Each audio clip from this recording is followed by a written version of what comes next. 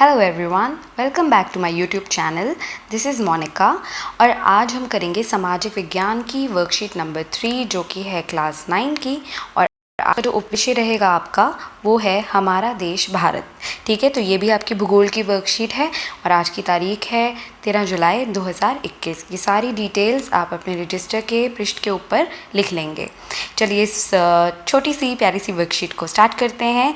और एक काम मैं आपको दूंगी इसके साथ साथ, ये जो मैप आप देख रहे हैं इस वर्कशीट में, आप इस मैप को अपने नोटबुक में ज़रूर चिपका लीजिएगा। और इसमें जो ये जो सारा हमारा जो अक्षांश और देशांतर का जो अंतर दिए रखा है और बना रखी है लाइंस, कोशिश करिएगा आप इसको अपने मैप पे बना के अपने नोटबुक पे चिपका लें, तो आपका एक मैप वर्क की भी प्रैक्टिस साथ साथ हो जाएगी। और बाकी के जो प्रश्न उत्तर हैं उसके उत्तर तो मैं आपके साथ साथ करूँगी ही सॉल्व, एंड में आपको सारे उत्तर मिल जाएंगे। चलिए स्टार्ट करते हैं इस वर्कशीट को। भारत एक विशाल देश है। ये उत्तरी गोलार्ध में स्थित है। आपको याद होगा हमने पिछली वर्कशीट में गोलार्धों की बात करी थी, है ना, जब हम ग्लोब के बारे में पढ़ रहे थे, मानचित्र के बारे में पढ़ रहे थे। ठीक है, तो भारत कौन से गोलार्ध में स्थित है? उत्तरी गोलार्ध। ठीक है, जो विषुववृत्त रेखा के ऊपर वाला हिस्सा होता है उसको हम उत्तरी गोलार्ध कहते हैं, याद रखिएगा। फिर इसका मुख्य भाग 8 डिग्री 4 मिनट उत्तर से 37 डिग्री 6 मिनट्स उत्तर अक्षांश, ठीक है, और 68 डिग्री 7 मिनट्स पूर्व से 97 डिग्री 25 मिनट्स पूर्व देशांतर तक है। अब पहले हम डिस्कस कर लेते हैं अक्षांश और देशांतर।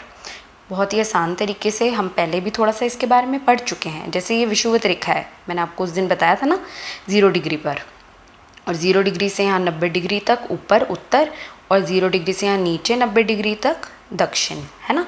यहाँ पे जो ऐसी सारी लाइंस होती हैं, ऐसी लेटी हुई लाइंस होती है, ऐसे याद रखना आपने, इनको हम अक्षांश बोलते हैं। ठीक है, ये अक्षांश होते हैं हमारे ग्लोब पर बने हुए। ठीक है, और ऐसे ही जब ऊपर से नीचे ये सारी ऐसी लाइंस आ रही होती हैं ग्लोब पर, ठीक है, ये सारी काल्पनिक रेखाएं हैं, आपको ये याद रखना है, इनको हम देशांतर बोलते हैं। ठीक है, तो जो सारी ऐसी विषुवत रेखा के साथ पैरेलल लाइन जा रही हैं वो सारी क्या हैं? अक्षांश। और जो ऊपर से नीचे तक पोल्स को जोड़ती हुई लाइंस जा रही हैं, ध्रुवों को जोड़ती हुई लाइंस जा रही हैं, उनको बोलते हैं हम देशांतर। ठीक है, देश अंतर, इससे कुछ समझ में आ रहा है? देशों में अंतर, इससे समझना आसान हो जाएगा कि हम क्या करते हैं। इससे हमें पता चलता है कि देश कितनी कितनी दूरी पर हैं और कितने कितने समय का वहाँ पे अंतर हो जाता है एक देश से दूसरे देश तक। तो हमें एक जगह से दूसरी जगह जाने के लिए इन अक्षांश और देशांतरों का बहुत बहुत काम आता है। ठीक है, इनका बहुत हमारे लिए महत्व है, क्योंकि एक जगह से दूसरी जगह जाने के लिए, किसी जगह की स्थिति को पहचानने के लिए कि वो कहाँ है, हम अक्षांश और देशांतर का इस्तेमाल करते हैं। अब आप बोलोगे कि मैम टाइम भी तो होता है ना। अभी आगे हम वर्कशीट में टाइम, समय कैसे निर्धारित होता है अक्षांश देशांतर से, वो भी पढ़ेंगे। ठीक है, हो गया समझ? याद अब समझ गए ना इस चीज़ को, अक्षांश और देशांतर होते क्या हैं। अब हमें क्या बताना है, जो भारत है वो 8 डिग्री 4 मिनट उत्तर से 37 डिग्री 6 मिनट उत्तर अक्षांश तक फैला है। इंडिया आपको पता है 7वां सबसे बड़ा देश है पूरे विश्व का। ठीक है, 7th largest country in the world, size के अकॉर्डिंग, उसके आकार के अनुसार। ठीक है, तो यहाँ पे अगर आप अपनी ये मैप की फ़ोटो देख रहे हैं, ठीक है, तो यहाँ पे ये जो सारे ये बने हुए हैं ना, ये जो लाइंस देख रहे हैं आप, ये सारे क्या हैं? ये सारे अक्षांश हैं। ठीक है, समझ रहे हैं आप? तो इंडिया जो है वो, समझ लो हम ऊपर से नीचे की बात कर रहे हैं ना, तो यहाँ से लेकर यहाँ तक जो अक्षांश है वो क्या है, जो ऊपर दिया है 8 डिग्री 4 मिनट्स नॉर्थ। ठीक है, यहाँ से 8 डिग्री 4 मिनट्स नॉर्थ से लेकर 37 डिग्री 6 मिनट्स नॉर्थ तक फैला है। ये इधर से इधर जा रहे हैं हम हमेशा इक्वेटर की तरफ से ऊपर जा रहे हैं, ऐसे आपको याद रखना है। तो 0 से शुरू हो रहा है ना इक्वेटर, तो और 0 के ऊपर आते आते 8 डिग्री 4 मिनट्स पे तो आ गया भारत। और वो कहाँ तक जाता है अक्षांश, कितने अक्षांश तक जा रहे हैं? लगभग 30 अक्षांशों में कवर होता है हमारा भारत। ठीक है, एक और चीज़ याद रख लो, 30 से ही लगभग 30 ही देशांतर हमारे लगते हैं जो यहाँ से शुरू होते हैं ना। जैसे ये सारे आप देशांतर देख रहे हो, लंबी लंबी लाइंस वाले, है ना। जो भारत का फैलाव है कितने देशांतरों का है? 30, ये भी याद रखना है आपने। ठीक है, आगे चलते हैं। अभी बस इतना याद रखो, आगे चलते हैं। ओके, कर्क रेखा 23.5 डिग्री उत्तरी उत्तर में देश को लगभग 2 बराबर भागों में बांटती है। हमने बात करी विषुवत रेखा की, वैसे ही ऊपर यहाँ पे हमारे कर्क रेखा है जो ये देख रहे हो आप, बिल्कुल बीचों बीच भारत के से जा रही है ना। ये कहाँ से जाती है? 27.5 डिग्री पे ये होती है, 23.30 डिग्री पर कौन सा अक्षांश है? कर्क रेखा है, और ये भारत को 2 बराबर भागों में बांटता है, याद रखना आपने, ठीक है। चलिए, इसकी एक और एक्टिविटी बनती है कि कर्क रेखा कौन कौन से राज्यों से होकर गुजरती है, ठीक है। इसकी भी एक वीडियो मैंने यूट्यूब पे शेयर कर रखी है, बिल्कुल शॉर्ट्स में है वो, आप वो देख सकते हो, आपको याद हो जाएंगे वो सारे नाम, ठीक है। मैं लिंक नीचे दे दूँगी। आगे देखते हैं। Okay, let's see further. Bharat के भूभाग का कुल क्षेत्रफल लगभग 32.8 लाख वर्ग किलोमीटर है, ठीक है। 32.8 लाख वर्ग किलोमीटर, ठीक है। इतना बड़ा साइज़ है, इतना बड़ा क्षेत्रफल है हमारा। ये सारे आपको 1 मार्क क्वेश्चंस के लिए ये सब डिग्रीज और ये सब लर्न करने हैं, ठीक है बेटा। भारत का क्षेत्रफल विश्व के कुल भूगोलिक क्षेत्रफल का 2.4% है, ठीक है। भारत विश्व का 7वां सबसे बड़ा देश है, ऊपर डॉट लगा लेंगे।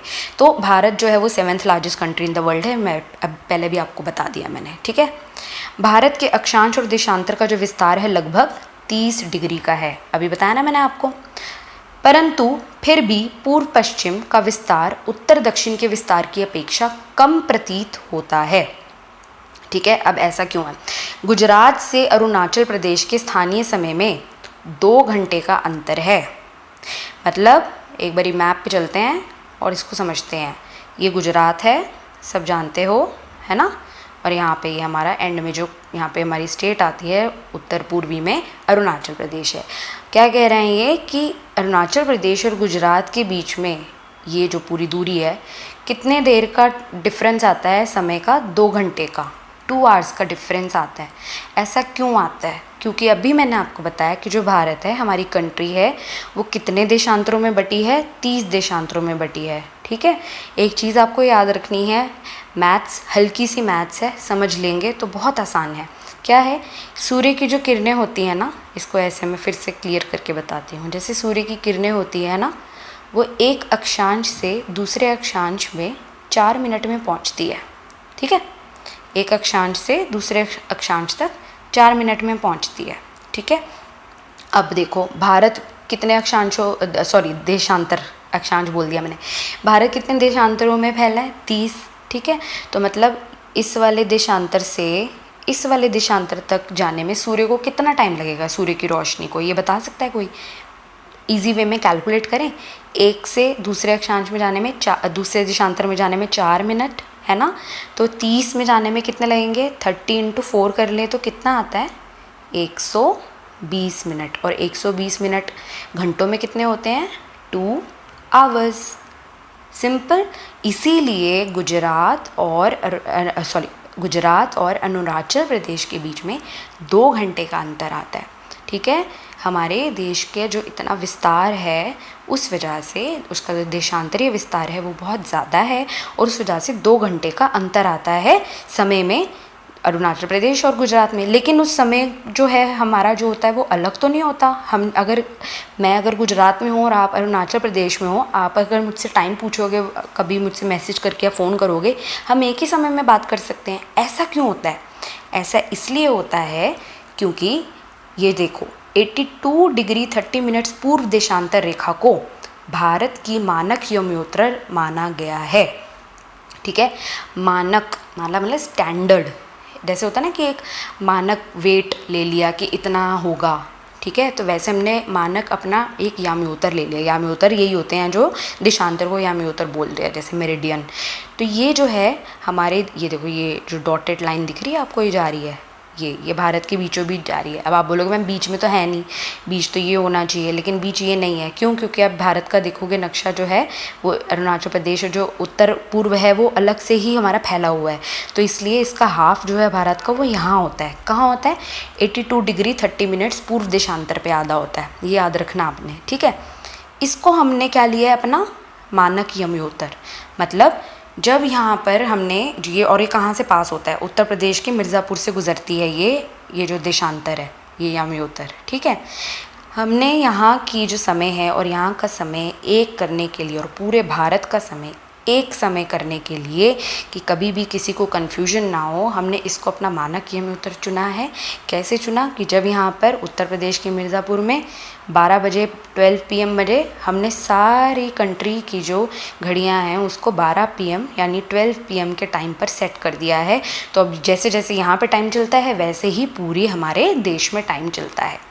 इसके पीछे कारण क्या था कि हमारे सारे स्टेट में सेम टाइम चाहिए था। रेलवेज़ होती हैं, ट्रेन्स चलती हैं, उनका टाइम टेबल अलग अलग हो जाता। अगर जैसे किसी ट्रेन को यहाँ जाना होता और कोई ट्रेन यहाँ से यहाँ आ रही होती, कहीं जा रही होती, समझ रहे हैं। वो सारी कन्फ्यूजन को दूर करने के लिए, सुविधा के लिए हमने एक मानक यामी-उत्तर को चुना है। ठीक है, हो गया क्लियर? ये सिंपल सा है, ठीक है।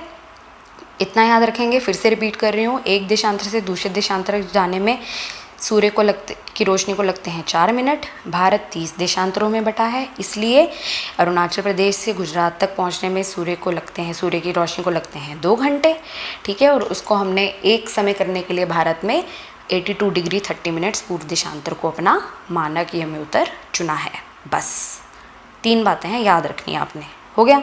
अब हमने क्या करना है, इन प्रश्नों के उत्तर करने हैं जो मैंने आपके लिए लिख के रखे हैं। चलिए साथ में कर लेते हैं। ओके, पहला प्रश्न है हमारा, 82 डिग्री 30 मिनट्स पूर्वी देशांतर को भारत का मानक यामी-उत्तर क्यों माना गया है? इसका उत्तर है, गुजरात से अरुणाचल प्रदेश के स्थानीय समय में 2 घंटे का अंतर है, इसलिए 82 डिग्री 30 मिनट्स 82 डिग्री 30 मिनट्स पूर्वी देशांतर को भारत का मानक यामी-उत्तर माना गया है, क्योंकि यह भारत के ठीक बीच मिर्ज़ापुर उत्तर प्रदेश से गुजरता है। ठीक है, नेक्स्ट क्वेश्चन, कन्याकुमारी और कश्मीर में दिन रात की अवधि में अंतर क्यों है?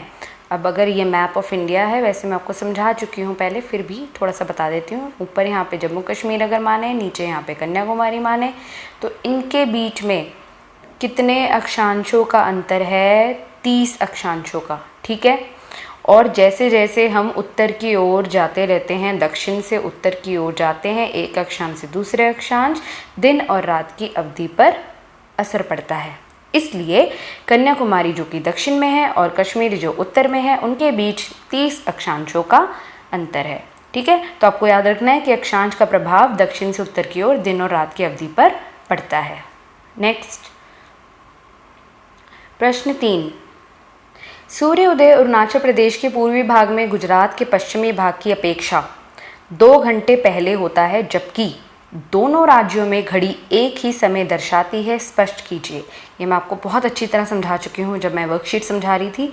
एक बार उत्तर देख लेते हैं। अरुणाचल प्रदेश और गुजरात में घड़ी एक ही समय दर्शाती है, क्योंकि भारत ने 82 डिग्री 30 मिनट्स पूर्वी देशांतर को भारत का मानक यामी-उत्तर माना है, जो कि भारत के बीच मिर्ज़ापुर उत्तर प्रदेश से होकर गुजरता है।